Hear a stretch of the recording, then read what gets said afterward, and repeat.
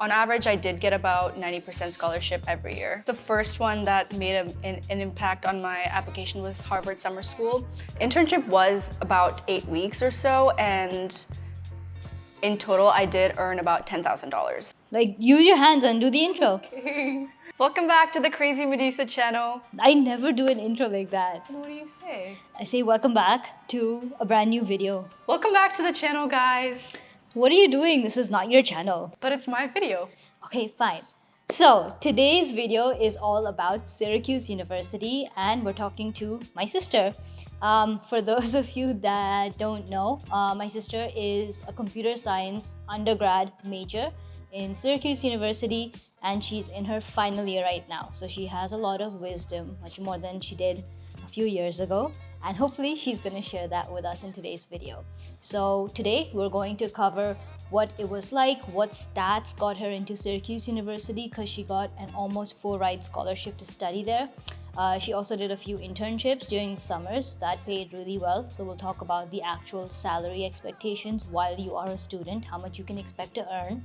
And then we'll also talk about whether it's worth it doing a computer science degree in today's job market because everybody knows there are tons and tons of computer science majors out there and she's on her way to become one of them. All right, so let's start out with grades and academic-based test scores. So how much did you get in your high school? That's like classes 9, 10, 11, 12. Yeah. So in my 9th grade, I kind of scored between like an 85 and 90. It was not that great. She didn't study. No, I did, but we can agree to disagree. And then in 10th grade, it was kind of similar where it was in the range of like 90s. And same thing for 11th and 12th. It was more like 90, 95. Okay. And I also took AP classes. So I took AP Bio, AP Physics, AP CS, and I took the AP exams for all of them. And along with that, I did have to take the SAT, but I was right during COVID, so that's when I was doing my 12th grade. And so I didn't really actually submit my SAT scores or ACT scores. I did take like a practice exam, didn't score that well, and then we realized I don't even have to take it anymore, so I didn't study for it. Mm-hmm. So in your AP test that you took, what were your scores? Like it scored out of 5? Like yeah. What was your average score? I think I got a 3 in most of them. Mm-hmm. It was really hard, especially because all of them were online. Mm-hmm. So that was the first time AP exams were online, and so it was really different than like in person. Mm-hmm. So I didn't score that well, and I didn't really get credit for it in college either because you had to score like a 4 or a 5, depending on the college actually. So yeah.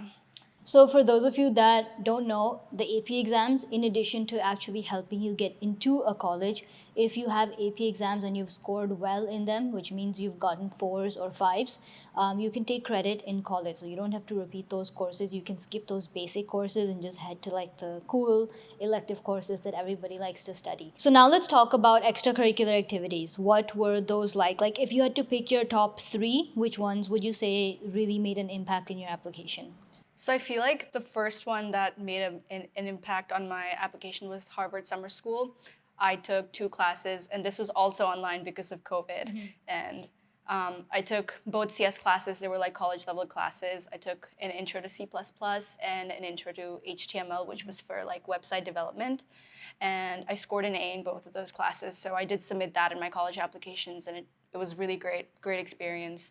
And then I also had a New York seal of biliteracy for English and Hindi because I can speak both, and you have to prove it, read, write, speak, and then they give you this seal. So it's like kind of like an honor. Mm-hmm. And then the third one is that I was also part of the honors program in high school, which is, again, it's similar to college where you have to have a certain GPA, but it's almost like a club. Mm-hmm. It's not that big of a deal, but it is kind of like an honor as well to be in that. Nice. I remember the Harvard Summer School that she applied to. Because we were in the pandemic, she couldn't go in person, but they actually gave you like a full scholarship for that summer. Yeah, so it typically cost like $6,000 or $10,000 to do 2 college level courses, and she got a full scholarship to do both of those courses. Like we didn't need to pay anything. You could take those courses. I think that was like the first time you even studied anything related to computer science. Yeah, And that's when I decided to take APCS in high school because it was really interesting. And so this was like a test for me to see if I even was like interested in CS. So it was really great. So if there are some students that are in like classes before 12th, what would you recommend that they study in terms of programming and coding to build up to see if they're interested in computer science or just to add to their extracurricular profile? I feel like any language is good, especially in computer science because there's so many. But I would say Python is a really great like first class course you can take or like a coding language. And I actually took Java in high school, which is also really good because it forces you to like actually understand the basics. And so it's not as easy as Python, but it is a better language to learn like as a first language. So. Do you think like just taking the language is good enough, or should they also do projects with it? Oh, 100% projects. I feel like that's what differentiates you because everyone can take a course, but what you do outside of that course and use what you learned is more important. So you can do projects on your own, even just follow like a YouTube video. It's that easy. I think there's so many videos out there. You can just copy what they're doing and just follow it, spend like an hour or two, and then you can talk about that project. So next up, let's talk about the tuition fee and scholarships. Now, Syracuse University is a very expensive college. It's not cheap to study there. The tuition fee without any funding or aid is anywhere between $70,000 to $90,000, and it could even sometimes go above 90 if you calculate living expenses, some unexpected, supplies that you have to buy for classes or school, books, all of those things. So very, very expensive. They do give a good amount of scholarship, mostly based on your academic standing. So if you have good high school scores, you've taken AP exams, you've given your SAT or ACT tests, and you've scored well in these, all of these factors can lead up to a good amount of financial aid. And this is something that you got as well. Were you given all 4 years worth of aid in the beginning? No. So they give it to you yearly. And so usually it's split semesters. You have 2 semesters every year. So it's split fall semester and spring semester, and it's usually divided equally. And so yearly you have to apply every single year. You cannot forget. If you forget, they will not give you any scholarship. But I did get I did get financial aid for all 4 years, most of it. So that was really great. Okay, so on average, how much of scholarship and financial aid did you think you get each year? So on average, I did get about 90% scholarship every year. And that's a pretty good amount. Like if you calculate that, you're looking at less than $10,000 per year that you would need to spend in college education, which is a steal, especially for a prestigious university such as Syracuse University. In your opinion, what were the factors that basically the college looked at when deciding how much aid to give you? The most important thing was GPA in college. I think as long as your GPA is really good, they do give you scholarship. And there's also more scholarships that they give you if your GPA is even better. There's Invest in Success scholarships that they have. They also have this 10 Family Education Scholarship.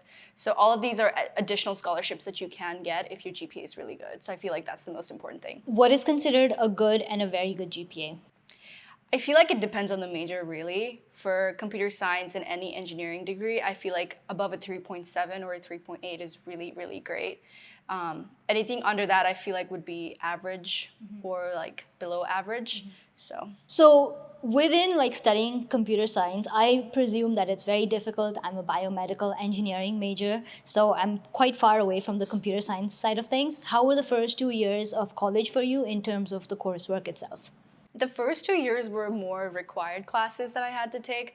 These included Calculus 1, Calculus 2, linear algebra, and also a bunch of like CS required classes like the Intro to Programming class, which was Python.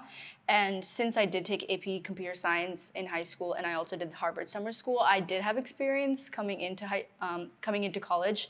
And so the Intro to Programming class was kind of like a very beginner-friendly class that everyone has to take in computer science. So it was kind of easy for me because I had that previous experience. And then on the same note, like how have the last 2 years, years 3 and 4 been? Are they more like elective courses and like the difficulty is that much more than the first 2 years?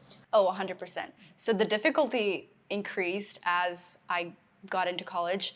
And so my third and fourth year were more just upper division elective classes that I had to take, which just meant I can take any classes as long as they're computer science and they're, a certain level.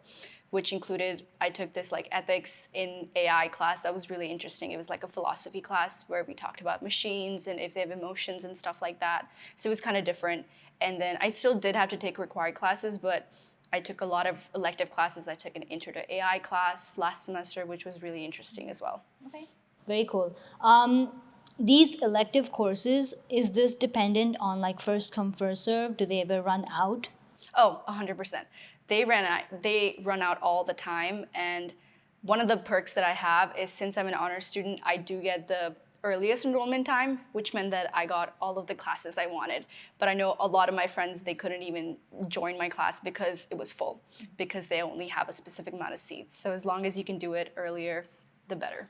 So you mentioned you were in, or you are in the honors program right now in college. She was also in the honors program in high school. So for the college honors program, what does that include? Like, what do you need to do and what do you get in return? So for the honors program, I did have to apply after I got into college because I didn't do it beforehand.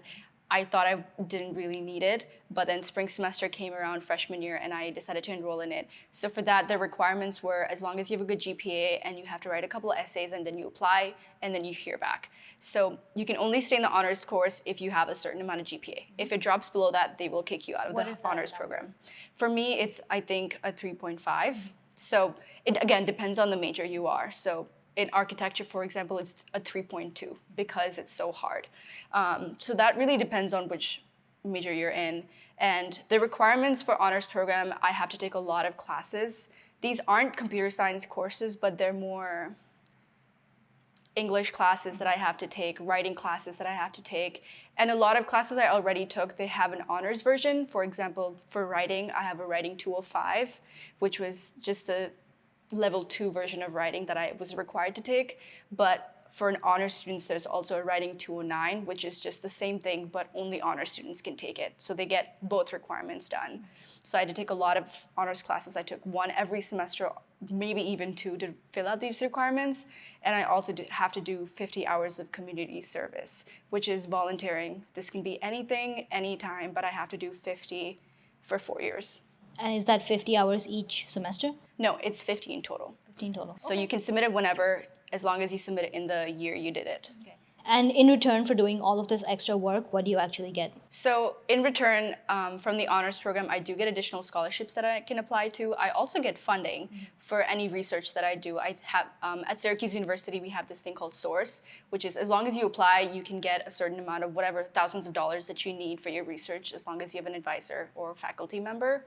And we also are recognized, and the honors program is very well known, so it's a good honor to have. And the third thing is I can put it in my resume. It lets people know when I'm applying that, you know, I've been in the honors program, I've done that extra work to be a part of it and graduate with it. So how has research helped you in college, and do you think that's a valuable addition to your resume in college? It has helped me tremendously, actually.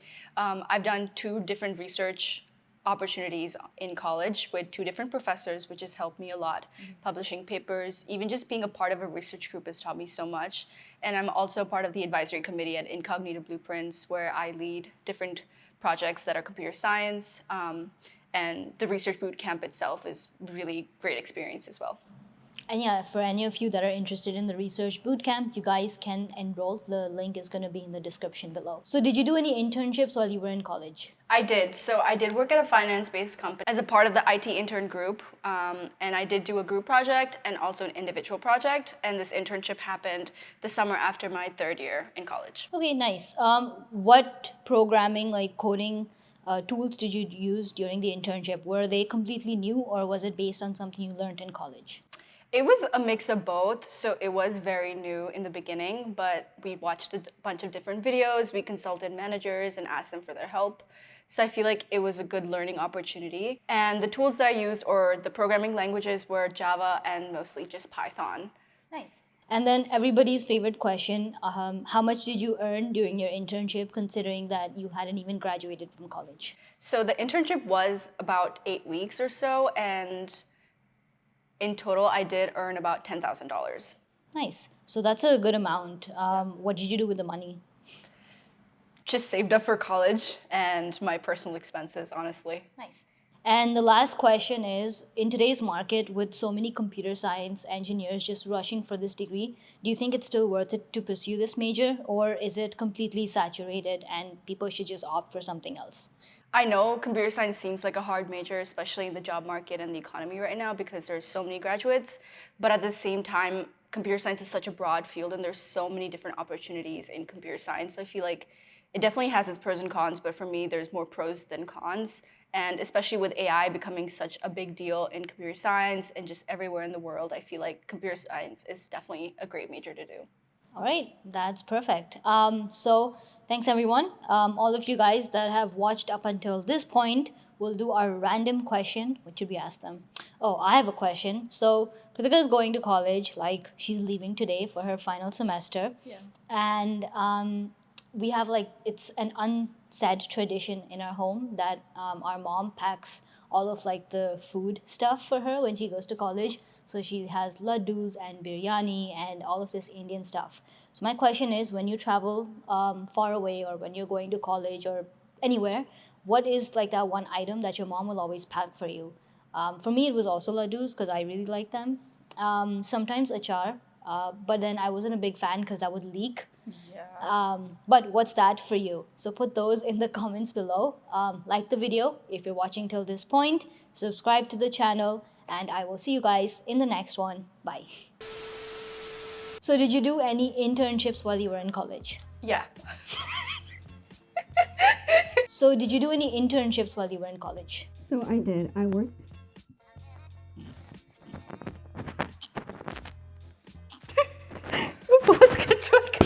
आपका face ऐसा है. It's an honor. तो मैं क्या बोलूं? Accent कम. US accent कम, ठीक है? तो थोड़े normal words, accent कम, ठीक है? What else do you want me to say? You forgot to say it was at the third year. Again. Okay.